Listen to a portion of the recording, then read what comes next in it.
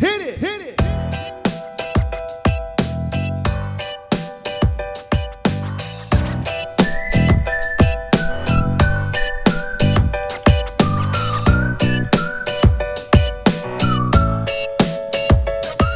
And welcome to the Marley Bird YouTube channel. In this video, I'm going to show you how to wet block and steam block your acrylics. Specifically, we're going to work on the blocks for the Crochet Stitch Sampler Baby Blanket, which was a crochet along sponsored by Red Heart. You can find the pattern for the Crochet Stitch Sampler Baby Blanket over at marleybird.com, and then there's a plethora of videos to walk you through each step of making those squares.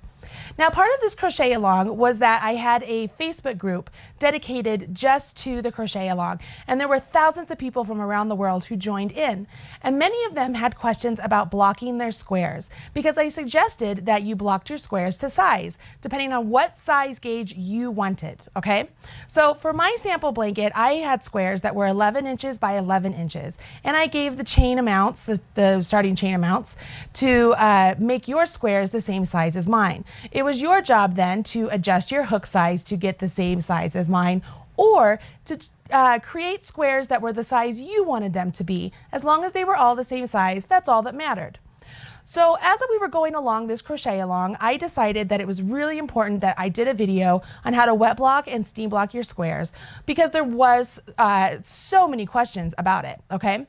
So in order to accommodate the masses and make sure everybody knows how to wet block and steam block appropriately, I am doing this video. The first part of the video is going to be how to wet block, and I'm going to show you an example of something that has been wet blocked and what it looks like after the fact. And then the second part of the video will be steam blocking. And I'll show you how to steam block using this really nifty tool. It's a steam blocker. I actually do not use a iron to steam block my stuff because I just feel like there are too many chances for an accidental mistake to drop the iron on it. So I prefer to use a specific steam blocker. So I'm going to show you how to use these tools and what it takes to steam block your squares. And you can use this information to steam block or wet block anything. So it doesn't just have to be for these squares. So this video is really going to benefit all of you out there, even if you didn't make the Crochet Stitch Sampler Baby Blanket. Honestly, this is just really good general information to use for your acrylics to really make them look like they are top-notch and well-made and not the bless your heart you made that piece, right? Okay, y'all know what I mean.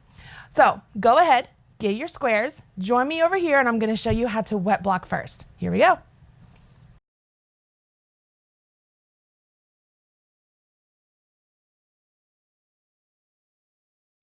So you're ready to wet block. The first thing you're going to need is to get a bowl full of water. Lukewarm water, room temperature water is really what you need. You don't need it really hot, you don't need it really cold, just lukewarm is perfectly fine. You can do this in a sink as well, but because I'm showing you here in my studio, I have a nice little plastic basin of water, and I'm getting ready to put a capful of soap into it. Now, I know that it's possible to use shampoo soap or a wool light or a liquid detergent when you're dealing with acrylic yarn. Absolutely fine. I'm actually using a wool wash today for mine just because I think it smells really good. So what I've done here, go ahead and take a look down here. I have put my soap in the water and I'm just swishing it around right now just to mix the soap in. Now the soap I'm using is a no rinse soap, so I don't have to worry about getting any of the suds or anything out. It's no rinse, meaning I don't have to do anything once I do my swatch. Once I have all of the soap and water in there and it's ready, I'm going to grab a swatch. And right here, this is just a generic swatch made out of Red Heart Unforgettable yarn, and it was just double crochets. And I'm going to stick it in here. I actually use this swatch for the gauge video right here on the channel. You can see I'm squeezing the swatch. Now I can do this with acrylic. I can agitate it a little bit because I don't have to worry about felting, right? There's nothing that in it to felt. There's no wool, and there's not even a superwash wool. It's just 100% acrylic.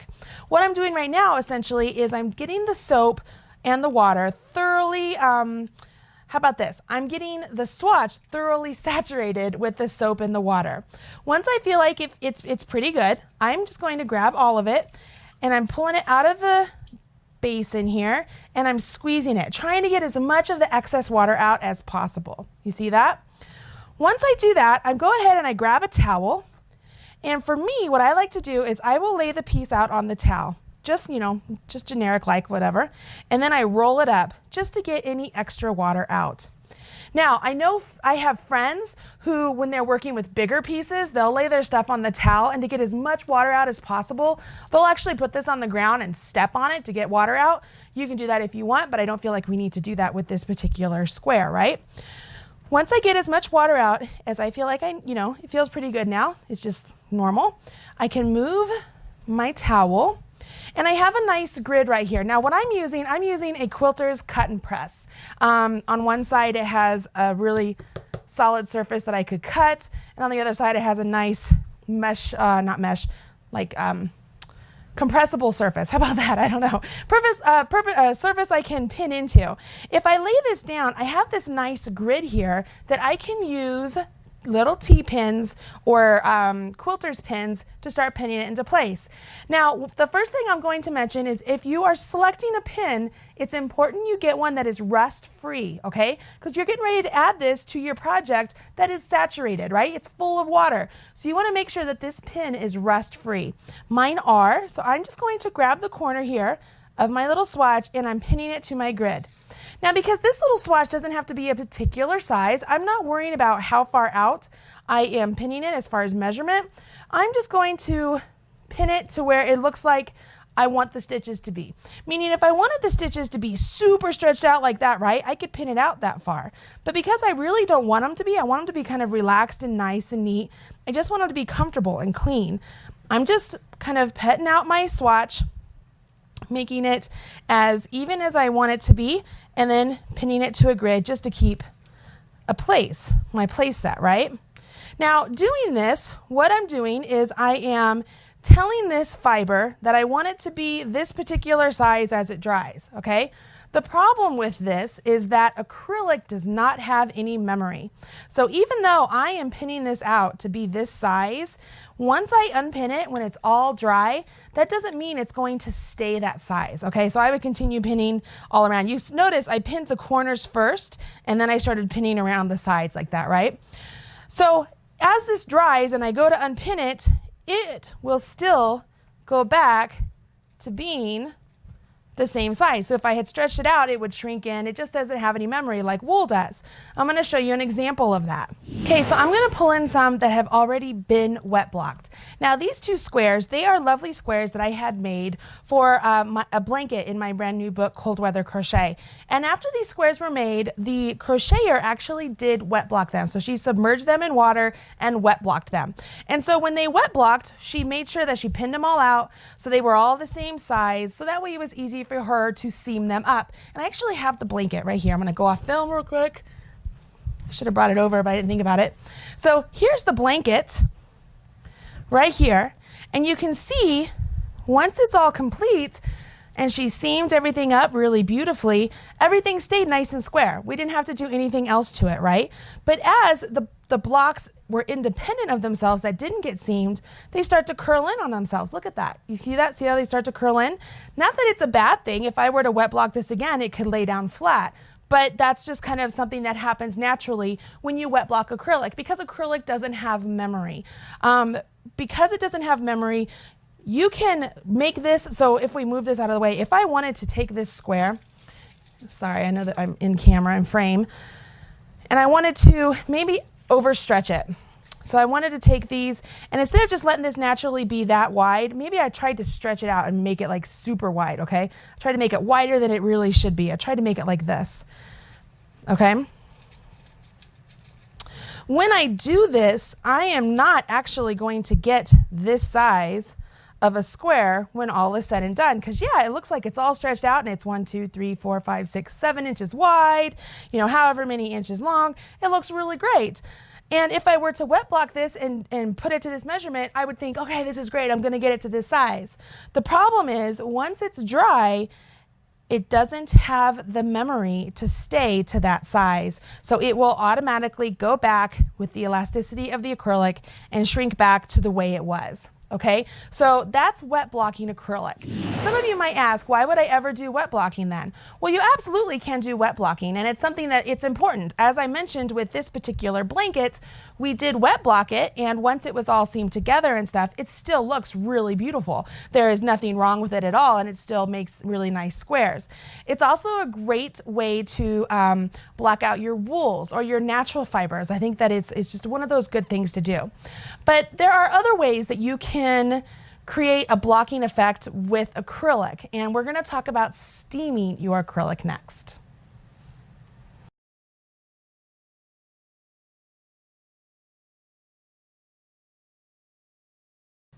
Okay, so we talked about wet blocking, and it's time to discuss steam blocking. Now, as I mentioned in the introduction, I prefer to use a handheld steamer. This is by Rowenta, and it maybe costs $25 at Walmart or something like that. I don't like to use the steam button on an iron because I feel like it's too chancy to accidentally touch the actual base of the iron to your acrylic piece. If you were to do that, you would actually melt the acrylic and you would do what's called killing it. Now, there are times when killing acrylic is appropriate, and when you are going to make something like that, absolutely kill your acrylic. But if you want to use the steam just to soften your acrylic a little bit and to keep it or make your square into a shape that you want it to stay in, steaming is really helpful.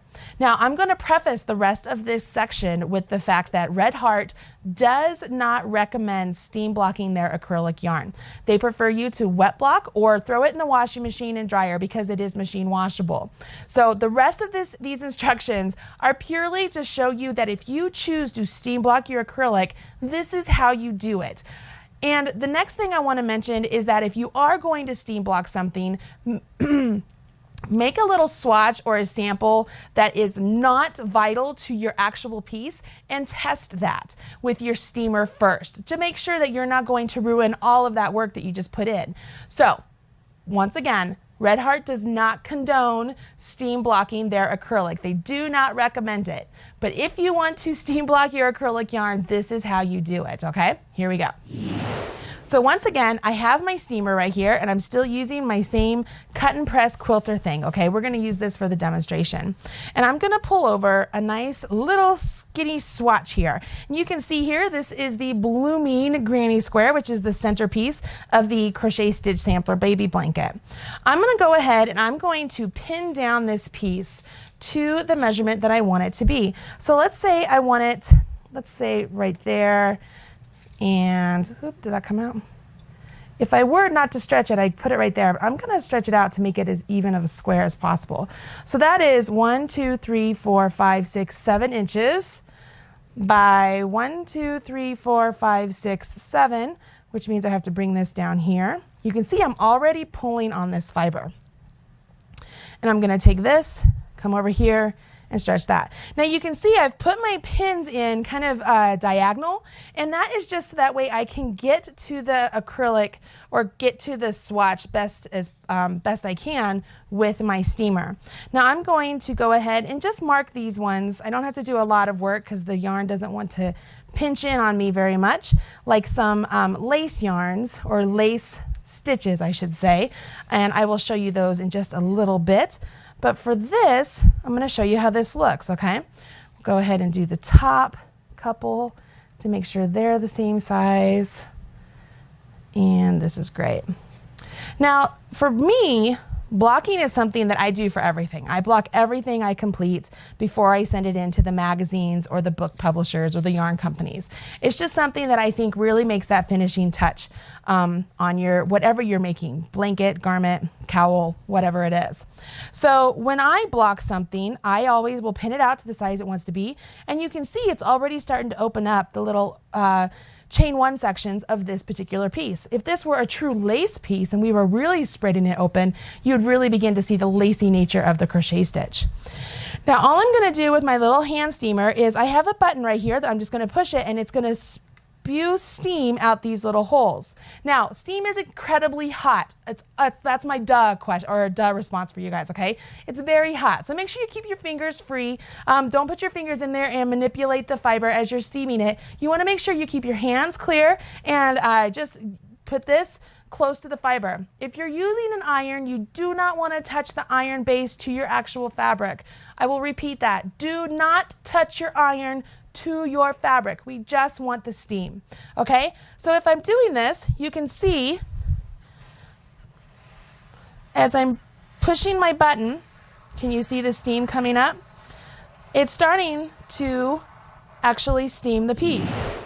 So right here you can see this pot holder that my best friend made me, and she is famous for making single crochet pot holders. She casts on, or she chains a certain amount and then makes it till it's about square, and then makes a second one, so see there's two here, and then she single crochets them all together. Now a pot holder does what? It grabs hot pots, so it's right up next to heat, and so what happens is the fiber begins to melt and becomes really super shiny. Can you see that? So no more can you see the nice fibers and the actual strands of yarn. It's all kind of mushed together. It's really it's killed. You've killed the acrylic here. It's really drapey. I mean, you can see there it just wants to bend, and it when I originally got it, it was nice and flat. It didn't really bend too much. It was really, you know, like a normal piece of crochet. But over time and use, it has killed the acrylic. It's still usable. It was never meant to not be used, and we knew that this would happen, but this is a good example of what happens when you kill acrylic. It becomes nice and shiny, the fibers become compressed down, and it's just something that if you want them to be nice and bulky like this for your crochet baby blanket, this is not what you want to do. So you want to be very careful about over steaming or accidentally touching your acrylics with a hot iron, because this is what can happen. Okay, that's called killing acrylic. Now if I wanted to, I could go back and I could go over this one more time with my steamer. You don't have to, it's totally up to you, whatever you think it needs. Okay, once it is completely steamed, you have to set it to dry. Okay, you don't want to do anything, you don't want to unpin it until it's all dried and put into place. So what I'm going to do now is I'm going to switch the camera away so that I can bring something in to show you that I've already pinned in place. Okay, okay, so what I have here, as we look down here, is I have a little swatch that I completed out of some acrylic yarn. It's the Holiday yarn by Red Heart. And I made this beautiful motif that I really wanted to open up and be lace-like, right? When I finished it right off the hook, it was kind of crumpled up and didn't look really nice. And so what I did is I pinned it out just like I showed you previously, and I took the steamer right here, and I blocked it. So this is completely dry now, and I'm going to unpin it and let's see what it looks like. Okay, so as I go to unpin it, oh my gosh, you can automatically see it's pinching in a little bit, but look, it's not closing up nearly as much as it was when I originally had it straight off the hook. The little lace bits, the open sections, the chain sections are staying open, and you can still see the nice pineapple stitch here. It kind of looks like a snowflake to me. So here we are, it's all complete, and look at that. It stayed the shape. Isn't that cool? So I can still see the actual stitches. I didn't kill my acrylic. Everything is still visible, and I steamed it really nice and neat, and it didn't change the shape in the sense of it's not smaller once it's all done.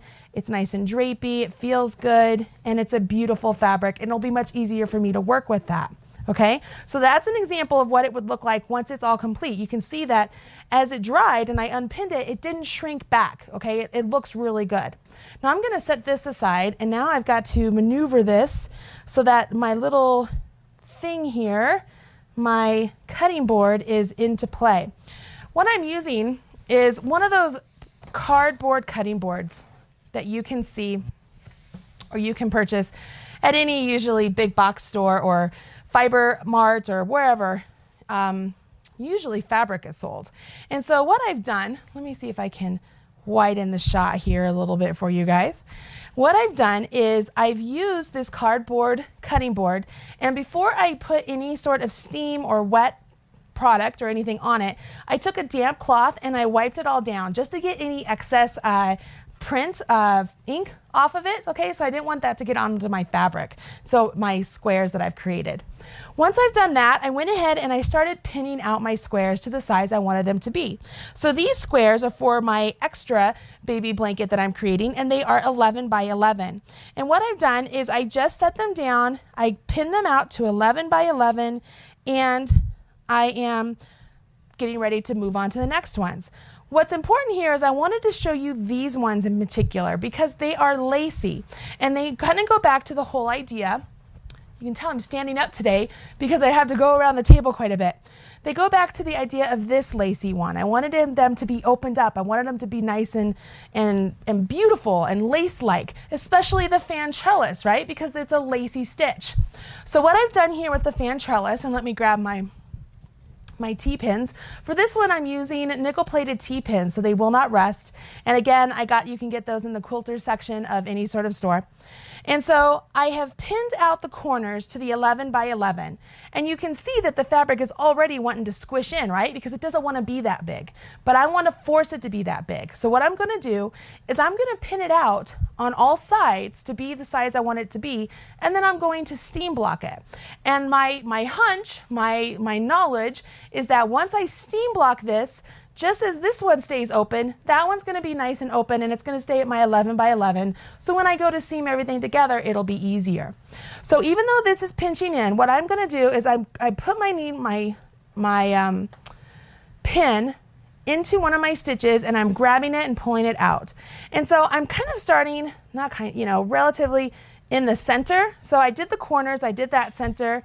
Now maybe I'll do this center, so I'll pull this up, because I know that this center trellis is where I want it to be, right? You know what I'm going to do on the trellis is I'm going to grab the single crochets. Yeah, that looks better. And this is one of those things where you would just play along with your own squares, whatever it is you're making, and you would pin it so that it gets you the shape and size that you want your, whether it's a square or a garment or whatever it may be, to get it to be the size you want it to be. So here I'm going to take the bottom sections and I'm working around, right? I'm just working around the whole piece to make sure everything stays where it needs to be. And I'm punching it just right into my cardboard here. Now these big pins, they are big pins. So like they're recommended for upholstery and whatnot on the packaging that I looked at. But I really like them. I like being able to handle them. I actually handle them a lot better than the little yellow ones I was using earlier. They're a lot easier to maneuver.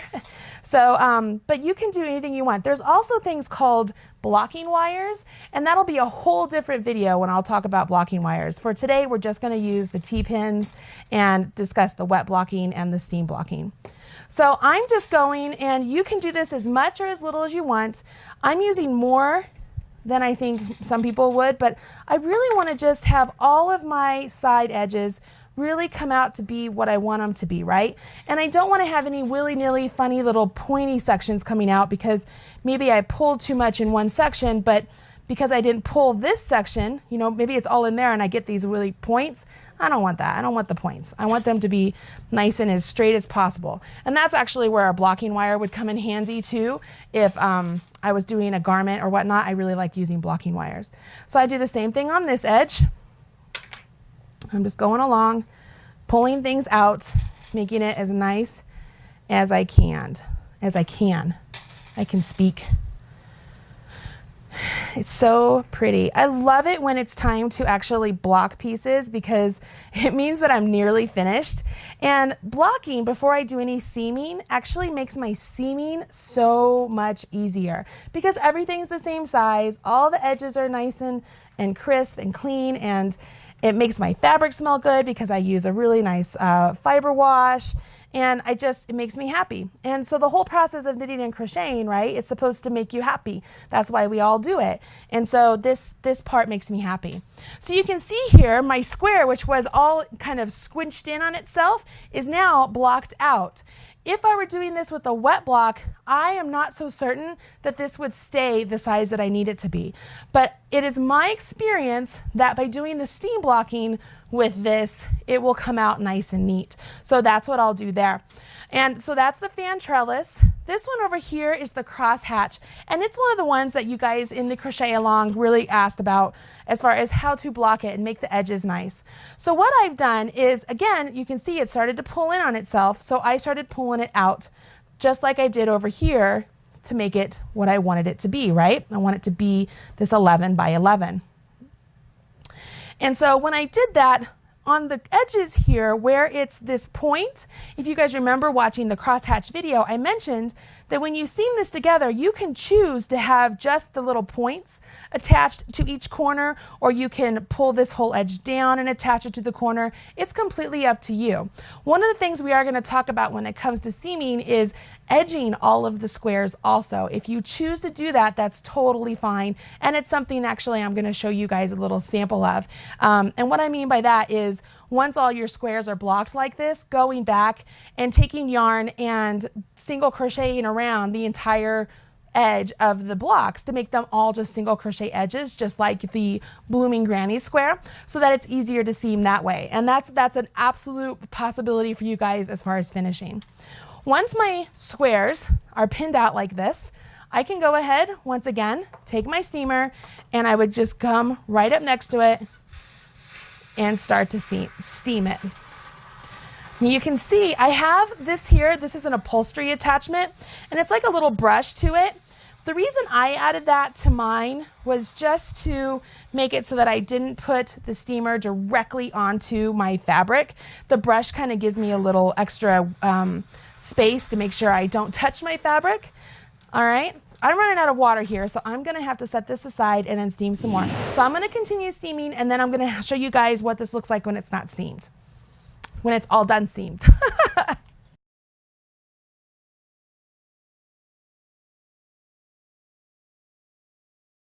Okay, it's time to unpin those blocks.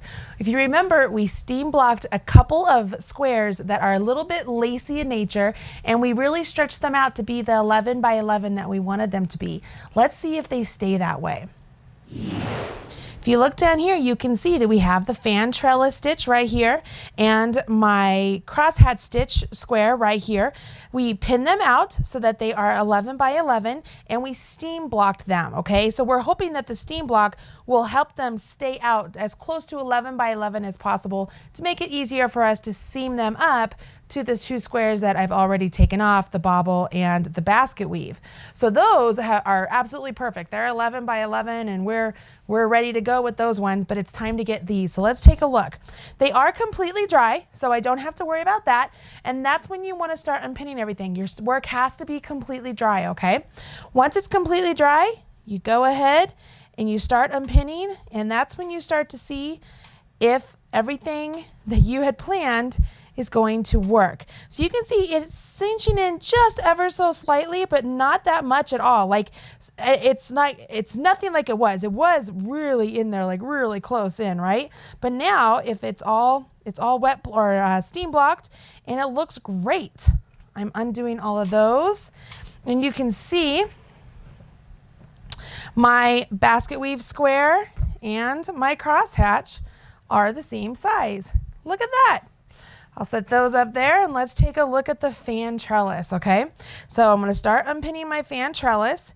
I can see that it's coming in ever so slightly here, right? So it could be that if I wanted to pin this out again and do another shot of steam, I could, but I'm actually not concerned about it coming in just a little bit because it's nothing like it was. You remember like it was, don't you? It was really cinching in, horrible. We don't mind if it cinches in a little bit to relax because the weight of the blanket itself is going to let it blossom out a little bit and really let those lace stitches open up, right? So we can see here, look at that. It's ever so slightly coming in from the 11 by 11. It is not that bad at all. And when I match it up to my bobble stitch right there, you can see they match up really great. Okay, so this is where I would go ahead and I would begin to lay out all of my squares so that they would be ready for seaming. Now there is the next video, which is all about seaming this particular blanket together, and I'm going to show you how to seam it up using slip stitch, single crochet, and a mattress stitch. But this is the point in the pattern that I want to point out. If you want to edge your blocks, this is when you want to do it, okay? Look down here and let's see what I mean. So right now, you can see that these blocks, they match up pretty great, right? Because we did all the blocking. But the stitches along the edges are not the same, right? Even along the top edge here of the basket weave, we have our nice V's, which is the top of the stitch. Same thing when we look at both of these up here. But when we start looking at the side edges, they are not the same. Is it possible to seam that up? Absolutely. I actually like to do it that way. I'm not a big fan of bordering around each of my squares. Having said that, I still think they look pretty when they're all bordered. It's totally up to you. So the reason I'm bringing that up right now is if you want to put an edging around all of your squares, and let's talk specifically about the crosshatch square real quick. If you wanted to put a single crochet edging around this entire square, and maybe make it so that you put a single crochet at the point and then a couple chains and then a single crochet at the point so that you have a nice solid edge to build into, this is when you want to do it, after the square has been blocked. The reason you want to do it after it's been blocked is because you will now have a better chance of having your single crochets around the edges even, okay? So when you go to crochet around all of the edges, making sure you do either 3 single crochets in the corner or maybe a single chain 1 single, that's what I actually prefer, in all of the corners to make sure it doesn't cup up on you. This is when you want to do it because you have a better chance of, say you fold this in half, put a couple stitch markers, and then you do an even number of single crochets there, an even number of single crochets from the stitch marker to the end, and then do the same over here. We'll talk more about that when we go into seaming these pieces together, but I just wanted to give you a heads up that right now is when you would want to do that. Okay, so I've given you as much information as I could give you regarding steam blocking and wet blocking acrylic. We did not use blocking wires for this video, but it's because I didn't feel like you needed them for these particular squares. But in future videos, when I talk about blocking out other objects, I will use my blocking wires and show you guys how to use those as well. Hopefully you guys will finish up all your squares and choose whichever blocking method you wish to use, whether it's wet blocking or steam blocking, making sure you do not kill that fabric. And once again, I want to remind you that Red Heart does not recommend steam blocking, but it is out there as an available option for you. Make sure you also choose to test out your steam blocking on a swatch that is not your blanket to make sure that you know what you're doing, okay? So it's best to do it on a swatch that really doesn't matter, don't you think? I think so too. Once you do all that, once you have all of these blocked, we are going to be ready for seaming. You can choose to edge the blocks right now, or you could wait for the seaming video and learn how to do a little bit of edging from that video and then seaming up edges that have a nice clean edge with the single crochet, okay? Hopefully you like this video and you're really enjoying making this blanket. I know that I'm really having a good time teaching you guys how to make this, and all of you in the crochet along group, I am so proud of you. Gosh, all of a sudden I got teary-eyed. I really am so incredibly proud of you, and all of you working so super hard to really make the squares as perfect as possible and perfect for you with your gauge, your hook, your chain amount, and some of you even changed the stitches, and it's just remarkable. It's fun to watch you guys succeed, and I'm so excited that I was here to help you along the way. And this is just one little step, and then we will seam it up, do the border, and you will be done. Make sure you hit subscribe to the Marley Bird YouTube channel so you're up to date whenever there's a video released. And if you like these instructions, please smash that like button, as my kids say, right down there, the little thumbs up. Let everybody know that you liked today's video. Thanks so much, you guys. I'm Marley Bird for redheart.com. Bye-bye.